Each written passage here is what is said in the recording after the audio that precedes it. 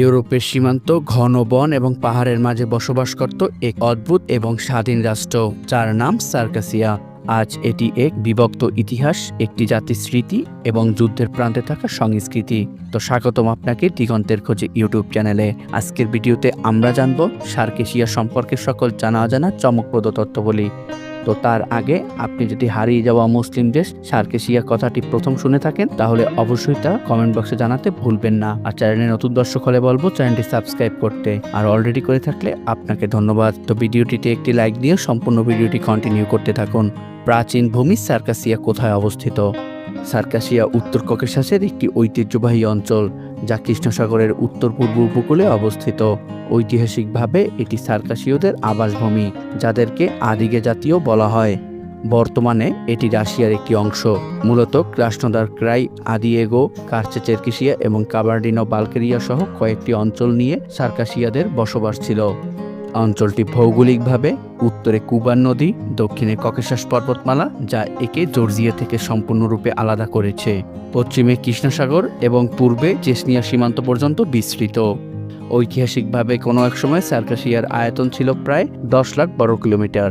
বর্তমানে এটি রাশিয়ার কয়েকটি আলাদা প্রজাতন্ত্রে বিভক্ত হওয়ায় সুনির্দিষ্ট একক কোনো সীমানা নেই। এই অঞ্চলগুলোতে সার্কাসীয় জনগোষ্ঠীর একটি বিশাল অংশ বসবাস করত, তবে বর্তমানে এদের বড় একটি অংশ তুরস্ক, জর্ডান এবং সিরিয়ায় বসবাস করে।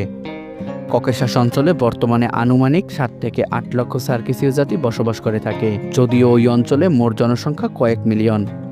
সার্কাসীয়রা ঐতিহাসিকভাবে বিভিন্ন সময় বিভিন্ন ধর্ম পালন করেছে, কিন্তু বর্তমানে অধিকাংশ সার্কাসীয় জাতিগোষ্ঠী সুন্নি মুসলিম।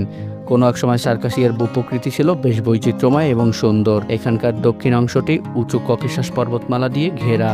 এই অঞ্চলে ইউরোপের সর্বোচ্চ শৃঙ্গ মাউন্ট এলবোস পর্বতমালাও অবস্থিত। তবে কুবার, তেরেক এবং লাবা এই অঞ্চলের প্রধান 3টি নদী। কৃষ্ণসাগরের নিকটবর্তী হওয়ায় আবহাওয়া অনেকটা নাতিশীতোষ্ণ, তবে শীতকালে আবহাওয়া ঠান্ডা থাকে, তেমন একটা তীব্র হয় না। গ্রীষ্মকালে সাধারণত মনোরম এবং শীতল আবহাওয়া বিরাজ করে। সার্কাসীয়দের বহু সময়ের জনসংস্কৃতি। বহু সময় সার্কাসীয় জনগণ ছিল একটি স্বতন্ত্র ভাষা এবং সংস্কৃতির অধিকারী। তাদের ভাষা ছিল উত্তর ককেশিয়ান এবং কাবার্ডিয়ান। এই ভাষায় কথা বলা ছাড়াও তারা বিভিন্ন সময়ে লিখিত এবং মৌখিক সাহিত্য চর্চা করত। সার্কাসীয় সমাজে গৃহীত অলখের মাধ্যমে প্রজন্ম থেকে প্রজন্ম ঐতিহ্য সংরক্ষিত হতো। তারা নৃত্য, সঙ্গীতে বিশেষ পারদর্শী ছিল, যা উৎসব এবং সামাজিক অনুষ্ঠানকে আরও প্রাণবন্ত করে তুলত। কাব্য ও গান তাদের দৈনন্দিন জীবনের একটি প্রধান অংশ ছিল, যা শিক্ষা এবং ঐতিহ্যের ধারক হিসাবে কাজ করত। তাদের ঐতিহ্য ও সংস্কৃতি কেবল প্রাকৃতিক জীবনধারাকে কেন্দ্র করে নয়, বরং মানসিক এবং দৈনন্দিন মূল্যকেও প্রভাবিত করত। তারা পূর্বে থেকেই শিল্প এবং কারুশিল্পে সক্রিয়তা বজায় রেখেছিল, যা তাদের পরিচয়কে আরও দৃঢ় করেছে। সমাজের প্রতিটি স্তরে ঐতিহ্যগত আচরণ এবং নৈতিকতা মেলবন্ধনের একটি সূচক হিসাবে কাজ করে থাকে। সার্কাসিয়ানরা কিভাবে ইসলাম ধর্ম গ্রহণ করেছিল? সার্কাসিয়া ছিল ককেশাস অঞ্চলের একটি গুরুত্বপূর্ণ জায়গা। সর্বপ্রথম তারা অর্থোডক্স খ্রিস্টান ছিল, সেই সাথে তারা প্রকৃতির পূজা করত। 7ম শতকে আরবদের আগমন এবং ইসলামী সাম্রাজ্য ককেশাস অঞ্চলে ইসলাম প্রচারে প্রাথমিক পদক্ষেপ গ্রহণ করে।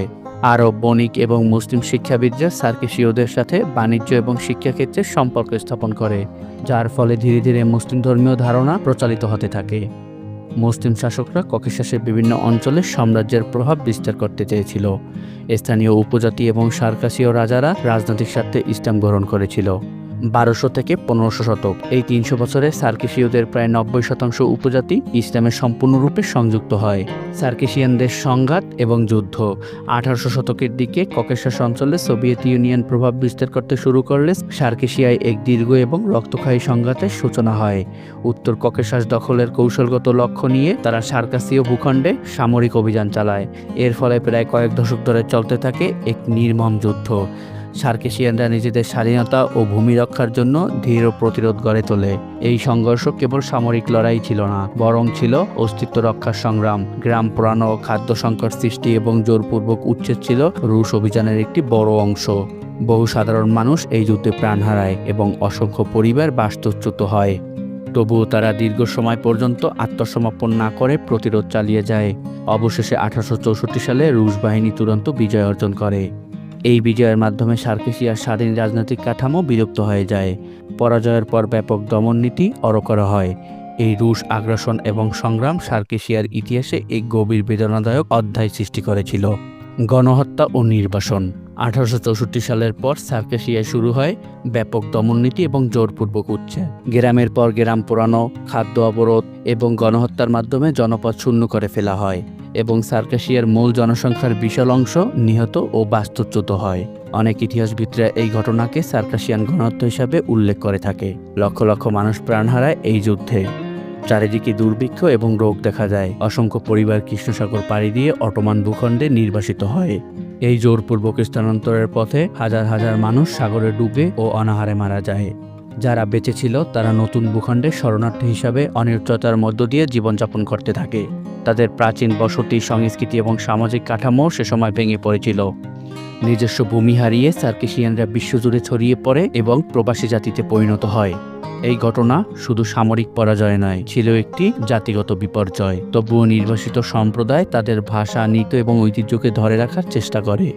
বিশ্বব্যাপী ডায়াসপোরা। 1864 সালের নির্বাসনের পর সার্কেসিয়ানরা বিশ্বজুড়ে ছড়িয়ে পড়তে বাধ্য হয় এবং সবচেয়ে বড় সম্প্রদায় গড়ে ওঠে, যেখানে আজ লক্ষাধিক সার্কেসিয়ান বসবাস করছে। সেই সাথে তারা সামাজিক এবং রাজনৈতিক গুরুত্ব ভূমিকা পালন করে থাকে।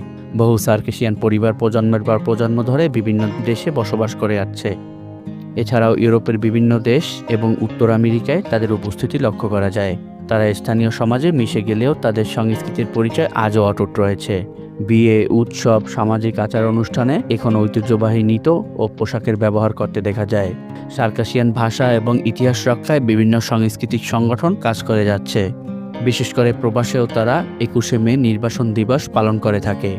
এইভাবেই সার্কেসিয়ান ডায়াসপোরা বিশ্বজুড়ে বিস্তৃত এক শক্তিশালী ও স্মৃতিবাহী সম্প্রদায় পরিণত হয়েছে।